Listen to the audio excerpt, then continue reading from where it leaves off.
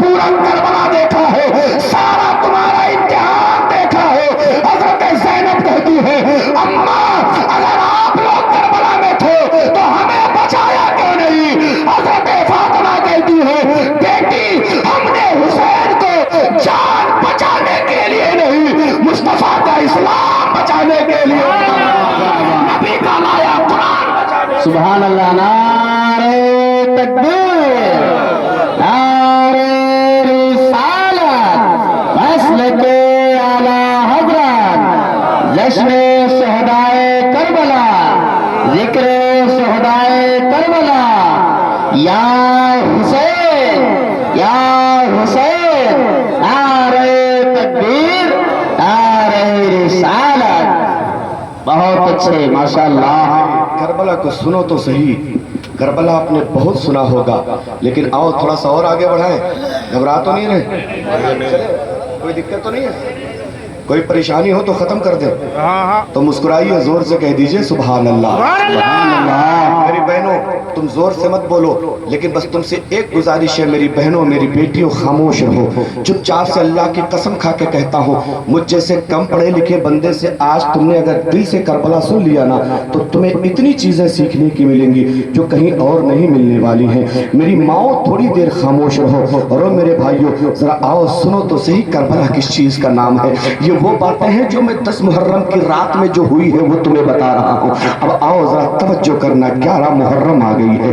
11 محرم کی صبح ان یزیدیوں نے ان 72 شہیدوں کے سروں کو نیزے پہ لگا لیا ہے۔ نیزہ آپ سمجھتے ہیں پہلے زمانے میں لاٹھی چلتی تھی، آگے چھوٹا سا نوک والا لوہے کا ٹکڑا لگا رہتا تھا جس کو ہم لوگ بلم یا بھالا کہا کرتے تھے۔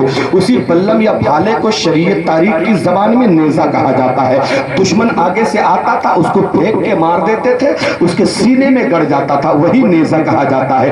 ان یزیدیوں نے اسی نیزے پہ 72 شہیدوں کے جسموں کو لگا دیا، ان کے سروں کو لگا دیا ہے۔ 11 محرم کی صبح یہ قافلہ چلا ہے، کہاں چلا ہے؟ کوفہ کی طرف چلا ہے۔ اب کوفہ کی بستی میں جب یہ قافلہ انٹری کرتا ہے تو ابن زیاد نے حکم دیا کہ اس پورے قافلے کو پوری گلی گلی میں گھماؤ تاکہ دنیا دیکھ لے کہ حسین کا انجام کیا ہوا، تاکہ دنیا دیکھ لے کہ یزید کی مخالفت کرنے والوں کا انجام کیا ہوا۔ اس ظالم کو یہ نہیں پتا ہے تم نے ایک سر کاٹا ہے، دنیا میں کروڑوں حسین پیدا ہونے والے ہیں۔ حسین کو دنیا سے مٹایا ہے، ان کی برکت سے لاکھوں کروڑوں لوگ حسین پیدا ہونے والے ہیں۔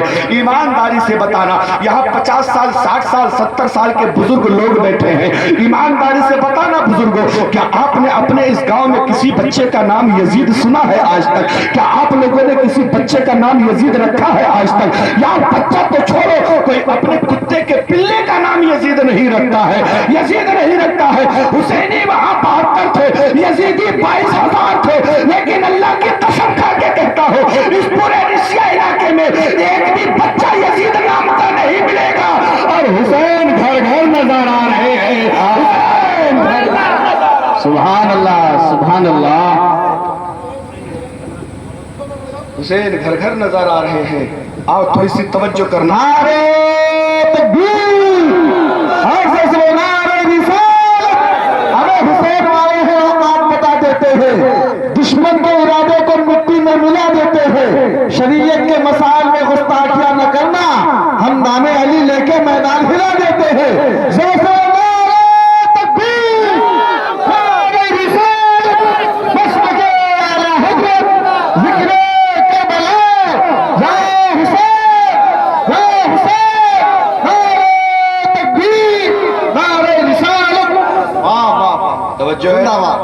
آگے بڑھے، گھبرا تو نہیں رہے نا؟ میں نے آپ سے 15 منٹ کا ٹائم مانگا تھا اور کہا تھا 15 منٹ میں بات نہیں سمجھ میں آئے تو چلے جانا۔ ایمانداری سے بتاؤ جانے کا من کر رہا ہے؟ نہیں۔ اور میں نے اپنی بہنوں سے بھی 15 منٹ رکنے کے لیے کہا تھا، اللہ کی قسم کھا کے کہتا ہوں وہ بھی بیٹھی رہیں گی، چونکہ میں اپنے باپ کا ذکر نہیں نواسے مصطفیٰ کا ذکر کر رہا ہوں، نواسے رسول کا ذکر کر رہا ہوں۔ او میری بات اچھے، او میری بہنوں، اب آؤ اگلی بات میں تمہارے لیے اسپیشلی تمہارے لیے پیش کر رہا ہوں۔ اب حضرت زینب قافلے کی سردار ہیں، قافلے کی سردار بن کے حضرت زینب کوفے میں انٹری کر رہی ہیں۔ ایک طرف قافلہ جا رہا ہے، اونٹوں کی قطار ہے، جانوروں کی قطار ہے، دوسری طرف سروں کی قطار لگی ہے، سروں سروں کی لائن لگی ہے. سب سے آگے امام حسین کا سر ہے, اسی کے بغل میں حضرت زینب ہے. حضرت زینب ہے. اب لوگوں کی نظریں حضرت زینب کے چہرے پہ پڑ رہی ہے. اور میرے بڑا گاؤں کے بھائیوں آؤ ذرا توجہ کرنا, لوگوں کی نظریں جب حضرت زینب کے چہرے پہ پڑی نا, حضرت زینب سواری کے اوپر کھڑی ہو گئی اور اپنا چہرہ قافلے کی عورتوں کی طرف کر کے کہتی ہے, او میری بہنوں, اپنے پیچھے کا بال اپنے چہرے پہ ڈال لو تاکہ یزیدیوں سے تمہارا پردہ ہو جائے, تاکہ یزیدیوں سے تمہارا پردہ ہو جائے. او میری بہن, ایمانداری سے بتانا, تو کربلا جاتی ہے, تیرے پاس پردے کا نام و نشان نہیں ہے, تیرے پاس دوپٹہ موجود ہے, نقاب موجود ہے, چادر موجود ہے.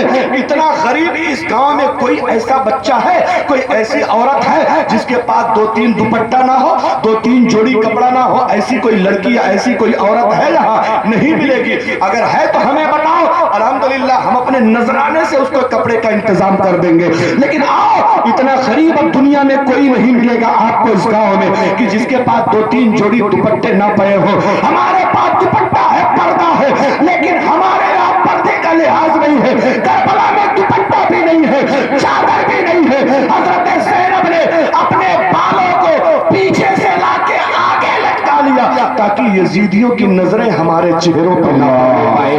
او میری بہن, یہ کربلا ہے, کربلا. وہاں کی عورتیں اتنا پردہ کر رہی ہیں اور تم فرضی والے کربلا میں جاتی ہو تو پورے میک اپ کے ساتھ جاتی ہو. دوپٹہ کہاں ہے تمہیں معلوم نہیں, بال کھلے ہیں تمہیں خبر نہیں ہے, تمہارے کپڑے اتنے باریک ہیں کہ کپڑے کے باہر سے جسم کے سارے حصے نظر آ رہے ہیں, لیکن تمہیں اس بات کی خبر نہیں ہے. کربلا اتنا آسان کام نہیں ہے. اور میری بہنوں, تمہیں کربلا جانے کی ضرورت نہیں ہے. تمہیں تو یہ چاہیے اپنے گھر پہ مصلی بچھا لو, اپنے گھر پہ اگر نماز پڑھنا جانتی ہو تو پڑھو, نماز نہیں پڑھ سکتی ہو تو تسبیح لے لو, 100 بار درود پاک پڑھ ڈالو. درود نہیں یاد ہے تو کم سے کم سبحان اللہ پڑھ ڈالو, یہ بھی نہیں یاد ہے تو کم سے کم اللہ اللہ پڑھ ڈالو. اور میری بہن, اللہ کی قسم کھا کے کہتا ہوں, امام پاک کی روح کو جب تم 100 بار درود پاک پڑھ کے بخشو گی نا, کچھ بخشنے کی کوئی ضرورت نہیں ہے, بس اتنا کہنا ہے, او میرے مولا, جو میں نے درود پڑھا ہے میرے مصطفیٰ کو پہنچا دے, ان کے صدقے میں امام حسین کو پہنچا دے. بس اتنا ہی کہنا ہے. اس کو کہنے کے لیے اردو میں کہنا ضروری نہیں ہے, آپ اپنی بہرائچی بھاشا میں کہہ دو, اللہ پاک ہم جو پڑھے ہیں تو ان سرکار کا پہنچا دے, سرکار کے بعد امام حسین کا پہنچا دے. قسم پروردگار کی, میرا رب ساری زبانوں کو جانتا ہے, امام کی روح خوش ہوگی, اللہ تمہارے گھر میں برکت عطا فرما دے گا. اللہ تمہارے گھروں میں نعرے تکبیر, نعرے رسالت, نسل کے اعلیٰ حضرت فیضان کربلا, ذکر شہدائے کربلا, نعرے تکبیر, نعرے رسالت. توجہ ہے, چلیں تھوڑا سا آگے انشاءاللہ, چلیں, کوئی دقت, پیسہ ختم ہو گیا تو پھر لے لو یہی والا. ہاں کوئی بات نہیں, الٹ پلٹ کے آتا رہے گا. اور اگر چھوٹا نوٹ ختم ہو گیا ہے تو ہمارے ہاں بڑا بھی چلتا. ہاں آپ لوگ سمجھ رہے ہو, کیا پتا مولانا لوگ بڑا نوٹ نہ دیکھے ہوں, ہم لوگ غریب ہوتے ہیں نا, اس لیے آپ لوگ سمجھ سکتے ہیں کہ ہم لوگ مولانا لوگوں کو بڑا نوٹ نہ دو, کہیں ایسا نہ ہو اٹیک وٹیک پڑ جائے. لیکن ہم لوگ ان مولانا لوگوں میں سے نہیں ہیں. علی رضا بھائی روز 10,000 روپیہ 5,000 روپیہ کماتے ہیں. مذاق نہیں کر رہا ہوں. آپ کو کیا لگتا ہے, آپ کو کیا لگتا ہے پیر زادے ہیں, پیر کے بیٹے.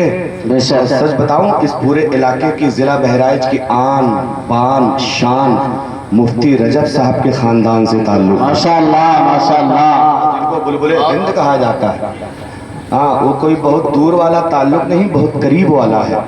اس لیے مولانا لوگ, میں ہوں غریب, باقی اور لوگ مالدار لوگ ہیں یہاں, سمجھ رہے نا. مسکرائیے, زور سے کہہ دیجئے یا حسین.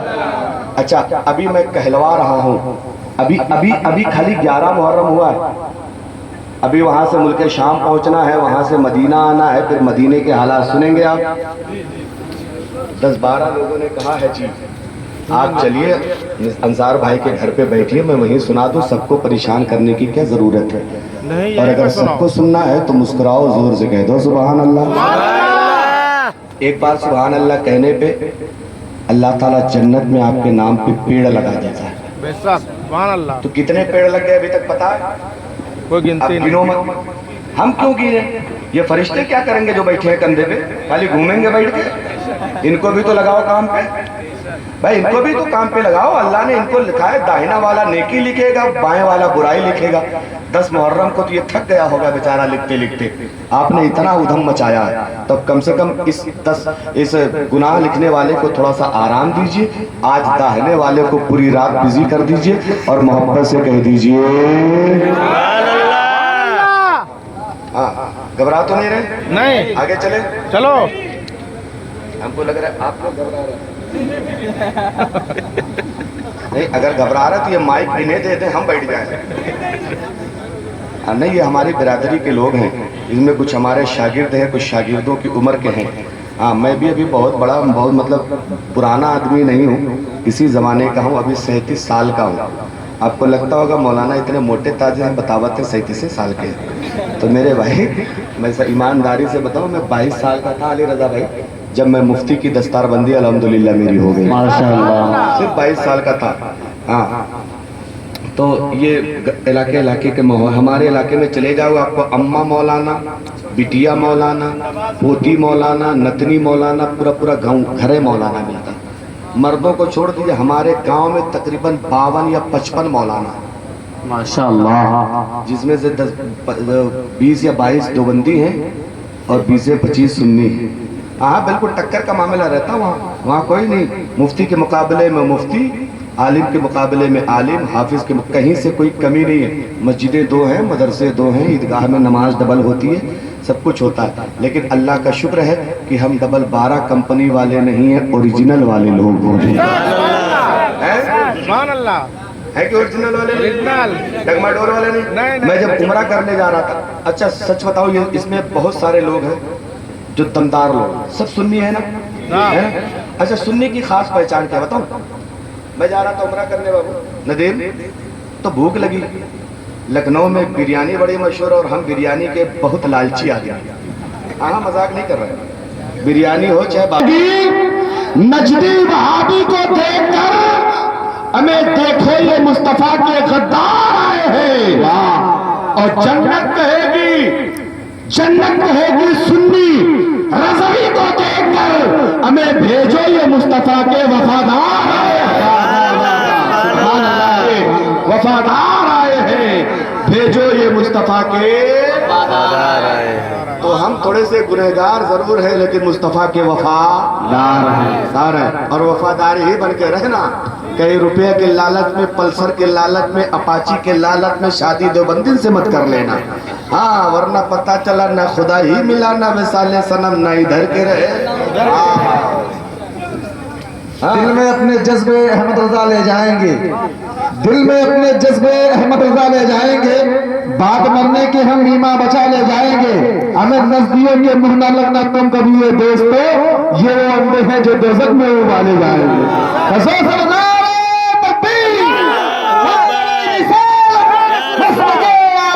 किसको कहते हैं? जिस तरह मुसलमान अपनी इबादत के लिए मस्जिद बनाता है, सिख अपनी इबादत के लिए गुरुद्वारा बनाता है, इसी तरह ईसाई अपनी इबादत के लिए जो घर बनाते हैं उसे गिरजा घर कहा जाता है। आप उसको कहते कि उसको क्या कहते हैं? क्रिश्चियन लोग, ईसाइयों को जो क्रिश्चियन कहा जाता है, वो अपना जो बनाते हैं इबादत करने के लिए, उसको गिरजाघर कहा जाता है। यजीदियों ने कहा चलो यहाँ ठहर जाकर रात बिता लिया जाए, उसके बाद फिर हम सुबह चलेंगे आगे के लिए। गिरजाघर का पादरी था, पादरी बहुत बड़ा आलिम था। पूछा कौन हो? बोले हम करबला से आ रहे हैं, हमें मुल्क शाम जाना है। ये साथ में सर किनका है? बोले ये नवासे रसूल का है। वो कहने लगा यार तुम कितने बड़े जालिम हो, जिस नबी का कलमा पढ़ते हो, जिस नबी का लाया कुरान पढ़ते हो, जिस नबी का लाया इस्लाम तुम्हारे घरों में है, उसी नबी के नवासे की तुमने गर्दन मार दी। चले जाओ जालिमों, हमारे पास तुम्हारे लिए ठहरने की जगह नहीं है। ये लोग रोने लगे, गिड़गिड़ाने लगे, कहने लगे हमें रुकने का मौका दे दो। लेकिन वो गिरजाघर का पादरी कहता है सुनो, एक शर्त के साथ तुम्हें मौका मिलेगा। ये जो सर इमाम हुसैन का है, रात भर के लिए मेरे पास छोड़ दो। जब सुबह तुम लोग जाना तो मैं सर भी दे दूंगा, तुम्हें नजराना भी दे दूंगा, चले जाना। ये जिदी लालची कुत्ते मान गए। انہوں نے امام پاک کا سر دے دیا ہے. اب وہ پادری لے کے گیا ہے, سر امام پاک کو ایک تشتری میں رکھا ہے, اپنے سب سے اندر والے کمرے میں لے کے گیا, تشتری میں رکھا. رکھنے کے بعد سر مبارک کو خوشبو لگائی, اس کا خون صاف کیا, اور سر مبارک کو غور سے بیٹھ کے دیکھ رہا ہے. جب رات کا آخری پہر آیا ہے, اس پادری کا بیان ہے, عیسائی عالم کا بیان ہے, کہنے لگا میری چھت پھٹی ہے, میرے چھت سے لے کے آسمان تک, امام حسین کے سر سے آسمان تک نور کی ایک لڑی نظر آ رہی ہے, نور کی ایک کرن نظر آ رہی ہے, یہ میرا کمرہ خوشبو سے بھر گیا ہے. پادری کہتا ہے میں نے اپنا ہاتھ امام پاک کے سر پہ رکھا اور میں نے کہا ہے امام پاک گواہ رہنا, جب تک آپ باحیات تھے تب تک آپ نے نہ جانے کتنوں کو کلمہ پڑھایا ہے. آج آپ کے کٹے ہوئے سر پہ ہاتھ رکھ کے میں آپ کے نانا کا کلمہ پڑھ رہا ہوں, لا الہ الا اللہ محمد رسول اللہ. مسلمان ہو گیا.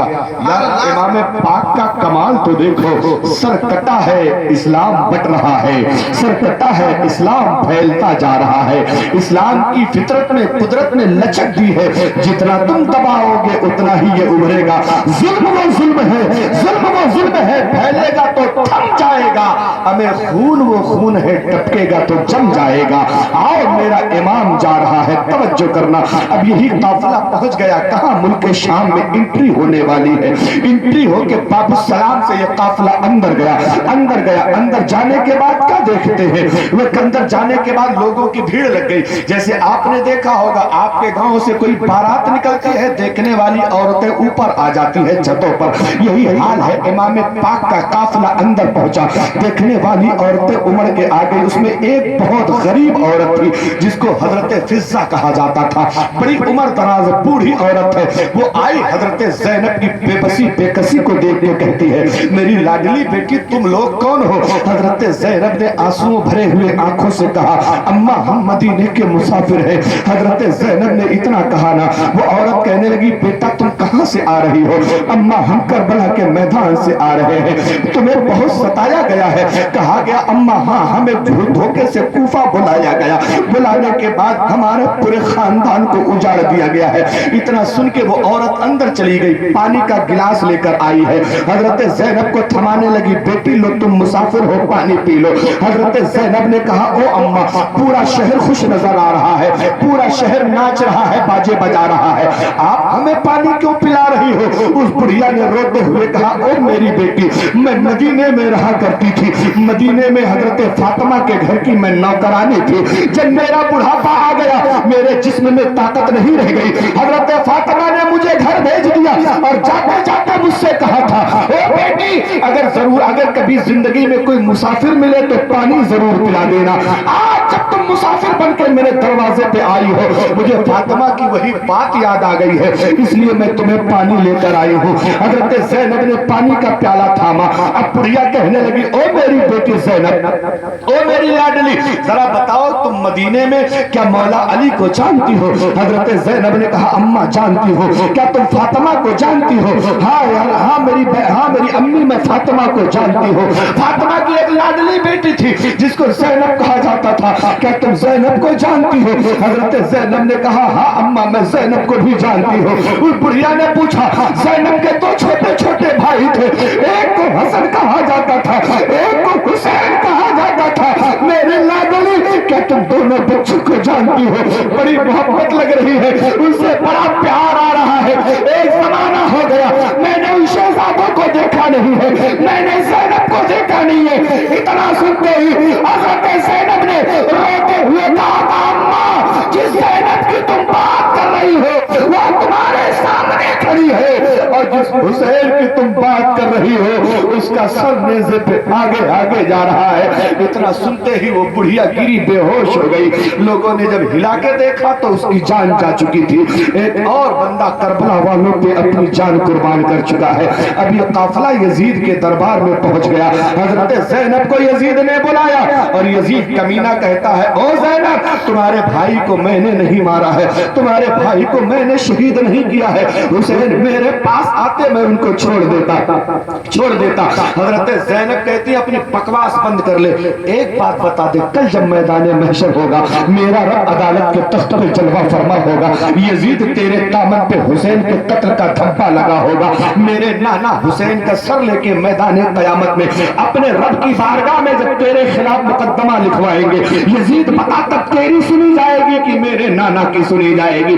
یزید تھر تھر کانپنے لگا اور کہتا ہے اے زینب تمہارے سوالوں کا میرے پاس کوئی جواب نہیں ہے، جاؤ تم چلی جاؤ۔ زین العابدین کو بلایا گیا، زین العابدین سے یہی مکاری والی باتیں کرنے لگا۔ حضرت زین العابدین کہتے اگر تو سچا ہے تو میری 4 باتیں مان لے۔ اس نے کہا بتاؤ 4 باتیں کون ہیں؟ حضرت زین العابدین فرماتے ہیں سب سے پہلی بات یہ ہے اگر تو کربلا کے کیس میں، کربلا کی واقعے میں تو شریک نہیں ہے تو جتنے لوگوں نے کربلا میں میرے باپ کو، گھر والوں کو مارا ہے ان کو میرے حوالے کر دو، چونکہ اسلام کا قانون ہے قتل کے بدلے میں قتل کیا جاتا ہے، ہاتھ کاٹنے کے بدلے میں ہاتھ کاٹا جاتا ہے۔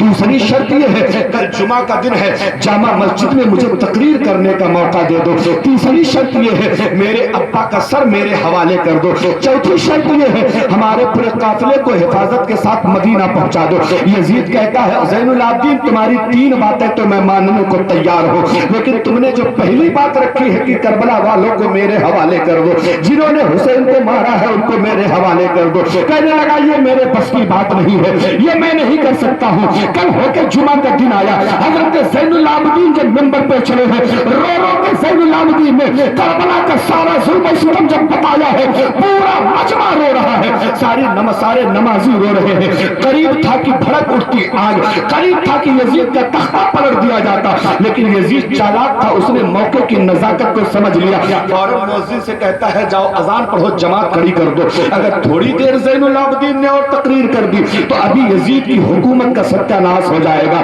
اب اتنے میں مؤذن چلا گیا اذان پڑھنے، جیسے ہی مؤذن اذان پڑھنے لگا زین العابدین منبر سے اتر کے نیچے آ گئے۔ اب مؤذن کہتا ہے اللہ اکبر اللہ اکبر، زین العابدین کہتے بے شک میرا رب سب سے بڑا ہے۔ مؤذن کہتا ہے اشہد ان لا الہ الا اللہ، حضرت زین العابدین فرماتے میں بھی گواہی دیتا ہوں اللہ کے علاوہ کوئی عبادت کے لائق نہیں ہے۔ مؤذن کہتا ہے اشہد ان محمد رسول اللہ، جیسے ہی مؤذن نے پڑھا ہے اشہد ان محمد رسول اللہ، زین العابدین کھڑے ہو گئے، یزید کو للکار کے کہتے ہیں یزید ذرا کان کھول کے سن لے، اذان میں جو نام لیا جا رہا ہے وہ تیرے نانا نہیں میرے نانا کا لیا جا رہا ہے، اذان میں جو نام چل رہا ہے وہ تیرے گھر والوں کا نہیں میرے گھر والوں کا چل رہا ہے۔ یزید کان کھول کے سن لے، جب تک دنیا میں اذان باقی ہے تب تک مصطفیٰ کا خاندان باقی رہے گا، جب تک دنیا میں اذان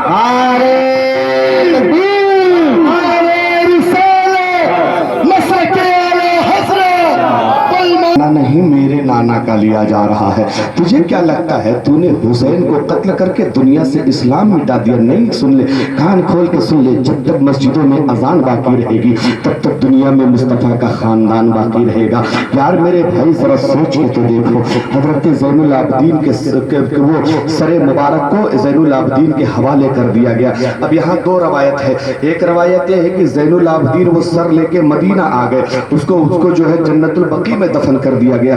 ایک روایت ہے کہ واپس لے کے کربلا چلے گئے، اس کو وہیں دفن کیا گیا جہاں جسم مبارک دفن کیا گیا تھا۔ اللہ بہتر جانے، ہم تو اتنا جانتے ہیں وہ سر جہاں بھی ہوگا رحمتیں لٹا رہا ہوگا، وہ سر جہاں بھی ہوگا برکتیں لٹا رہا ہوگا۔ اب آؤ تھوڑی سی توجہ کرنا، زین العابدین واپس آ گئے، مدینے والوں کو پہلے پتا چل چکا تھا کہ جو کہ کربلا ہو چکا ہے، امام پاک کو شہید کر دیا گیا۔ کیوں؟ مصطفیٰ جان رحمت نے حضرت امام حسین کے بچپن میں ایک مٹی دے دی تھی مدینے والوں کو اور کہا تھا جب یہ مٹی خون ہو جائے تو سمجھ لینا کربلا میں امام حسین کو شہید کر دیا گیا۔ وہ مٹی خون ہو چکی تھی، مدینے والے کو پتا چل چکا تھا کہ یہ معاملہ ہو چکا ہے۔ اب حضرت زین العابدین پورا قافلہ لے کے مدینہ آئے تو مدینہ آئے تو اپنے گھر نہیں گئے، مدینے آئے تو سیدھے مصطفیٰ کے روضے پہ چلے گئے، نبی کے روضے پہ چلے گئے۔ جب نواسے نے رو رو کے نانا جان کو داستانی کربلا سنائی ہوگی، اور میرے بھائی ذرا سوچ کے دے دیکھو، میرے مصطفیٰ جان रहमत की कब्र में कितनी बेचैनी बढ़ गई होगी, नबी कितने कबीरा खातिर हो गए होंगे, लेकिन जो रब करता है वो अच्छा ही करता है। आओ जरा तवज्जो करना, हजरत ज़ैनुल आबिदीन ने करबला के मैदान से मुस्तफा पे एक सलाम पढ़ा था। नबी पे सलातो सलाम पढ़ते हुए हवाओं के जरिए ज़ैनुल आबिदीन ने कहा था, इन निल्तियारी हस्सबा यौमन इला अर्दिल हरम बल्लिग सलामी रौज़तन फी नबीगिल मोहतरम। ओ मदीने को जाने वाली हवाओं, करबला में खड़े होकर ज़ैनुल आबिदीन करबला की हवाओं को कह रहे हैं, ओ मदीने की तरफ जाने वाली हवाओं, अगर तुम्हारा गुजर मेरे नबी के रोजे के पास से हो जाए ना तो कहना कि ज़ैनुल आबिदीन ने मुस्तफा पे सलाम भेजा है। इसी की तर्जमानी जब किसी उर्दू शायर ने की है तो कहा है, ऐ सबा मुस्तफा से कह देना हम के मारे सलाम कहते हैं, याद करते हैं तुमको शामो सहर, दिल हमारे सलाम पढ़ते हैं, याद करते हैं तुमको शामो सहर, दिल हमारे सलाम कहते हैं। आओ जरा तवज्जो करना, हजरत ज़ैनुल आबिदीन है, रो रो के दास्तान करबला सुनाई, उसके बाद लोग अपने अपने घर चले गए। अब थोड़ी सी तवज्जो करना, दिल थाम के बैठना। हजरत ज़ैनुल आबिदीन 22 साल जिंदा रहे, करबला के बाद 22 साल जिंदा रहे, लेकिन उन 22 सालों में ज़ैनुल आबिदीन ने कभी ठंडा पानी नहीं पिया, ज़ैनुल आबिदीन कभी जोर से हंसे नहीं। लोगों ने पूछा, हुजूर मदीने की इतनी भयानक गर्मी है, क्या आप पानी ठंडा पीना क्यों नहीं चाहते हैं? हजरत ज़ैनुल आबिदीन फरमाते हैं, वो लोगों जिसकी नजरों ने करबला देखा हो उसे ठंडा पानी कैसे, इसी पानी के लिए तो करबला में सारी कयामत बर्पा की गई है, इसलिए मैं ठंडा पानी पीना तो चाहता हूँ, लेकिन जैसे पानी मुंह के पास ले जाता हूँ करबला के शहीदों की याद आने लगती है। पूरी जिंदगी कभी जोर से हंसे नहीं। लोगों ने पूछा, हुजूर इतनी बड़ी बड़ी बातें हंसने वाली हो जाती हैं, आप हंसते नहीं हैं। हजरत ज़ैनुल आबिदीन रो रो के कहने लगे, वो लोगों जिनकी नजरों ने करबला देखा हो, जिनके सामने 72 लोगों की लाशें कटी पड़ी हो, आखिर उसके चेहरे पे हंसी कैसे आ सकती है? हजरत ज़ैनुल आबिदीन ने मदीना छोड़ दिया, मदीने के बाहर जाके किनारे अपनी कुटिया बना ली, अपनी मड़ैया डाल ली, अपनी झोपड़ी बना ली। शहर में बहुत कम आते जाते रहते थे, लोगों से मिलना जुलना कम कर, इतना गम हुआ था उनको कि इतना गम में हरदम टूटे रहते थे। लेकिन आओ तवज्जो करना जरा, एक दिन हजरत इमाम ज़ैनुल आबिदीन हैं, अपने कमरे में अपने उसी कुटिया में बैठ के तिलावत कुरान पाक कर रहे हैं, और इधर अल्लाह ने एक बंदा पैदा फरमाया, एक हाकिम बनाया जिसको मुख्तार सकफी कहा जाता है। बाद में वो नबूवत का दावा करके गुमराह बदमज़हब बददीन हो गया, लेकिन उसने इतना अच्छा काम किया है। एक यजीदी जो करबला गया था ना, चुन चुन के ऐसी मार मारी है कि उनकी नस्लें याद रखेंगी कि हमको कैसे मारा गया है। एक आदमी के तो चारों हाथ पैर काट करके उसके बदन पे गुड़ लगा दिया और कुत्तों को छोड़ दिया कि जाओ नोच नोच के खाओ। कुत्तों ने नोच नोच के खाया। एक बंदे को ऐसे दीवार पे खड़ा करवा दिया, तीर अंदाजों को लगा दिया कि अपना निशाना लगाओ, सबने जी खोल के निशाना लगाया है। एक बंदा जिसने इमाम हुसैन से कहा था कि तुम आग में जलोगे, उसको उसने कहा है कि उसके हाथ पैर काटे, एक गड्ढा खुदवा के आग जलवाई, हाथ पैर कटा हुआ जिंदा उसी आग में डाल दिया कि तुमने इमाम को आग के लिए कहा था, लोग तुम्हें दुनिया ही में आग का मजा चखाते हैं। एक एक करके यजीदियों को इतना मारा है, इतना मारा है कि तकरीबन 1,40,000 यजीदी मारे गए हैं सिर्फ करबला के इस वाक़े के बाद। लेकिन एक बंदा ऐसा था जिसको पकड़ने के लिए जब उसने लश्कर भेजा तो वो भागा तो कहां से भागा? मदीने के करीब से भागा। और जब मदीने के करीब से भागा ना तो उसका घोड़ा प्यासा हो गया, तो वो भी प्यास से बिल्कुल बेहाल हो गया, घोड़े से नीचे गिर गया।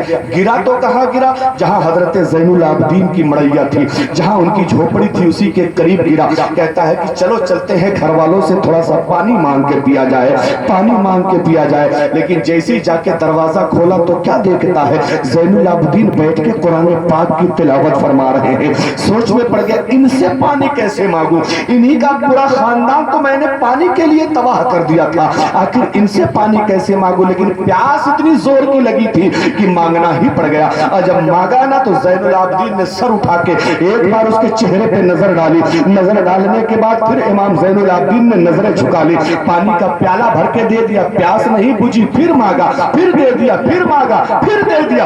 3 बार मेरे इमाम ने उसको पानी भर भर के दे दिया। जब पानी पी के उसको तसल्ली हो गई तो कहने लगा हुजूर आपने मुझे पहचाना नहीं। हजरत ज़ैनुल आबिदीन रोते हुए कहते हैं ओ जालिम तुझे कैसे मैं भूल सकता हूँ, आखिर तुझे कैसे भूल सकता हूँ, तूने ही तो खानदान मुस्तफा को करबला में उजाड़ा है। अब वो बंदा कहने लगा ओ ज़ैनुल आबिदीन आपने मुझे पहचाना फिर भी मुझे पानी पिला दिया, मैं आपका दुश्मन हूँ फिर भी आपने मेरे साथ मेहरबानी करी। ओ बड़ा गांव के लोगों अगला जुमला सुनना ज़ैनुल आबिदीन का, फरमाते हैं कान खोल के सुन, जब मैं तेरे दरवाजे पे गया था जो तूने करके दिया है वो तेरे खानदान का तरीका था, आज तू मेरे घर आया हो जो मैं कर रहा हूँ ये मेरे मुस्तफा का तरीका है, जो मैं कर रहा हूँ ये मेरे नबी का तरीका है, जो तुझे सिखाया गया था वो तूने किया है, जो मुझे सिखाया गया है वो मैं कर रहा हूँ। नारे तकबीर, नारे रिसालत, मसल के आला हजरत खानदान मुस्तफा, नारे तकबीर। वाह वाह, जरा सोच के देखो। हाय हाय हाय, थोड़ा सा और आगे बढ़ाए खत्म कर दे नहीं अभी पढ़ो यार।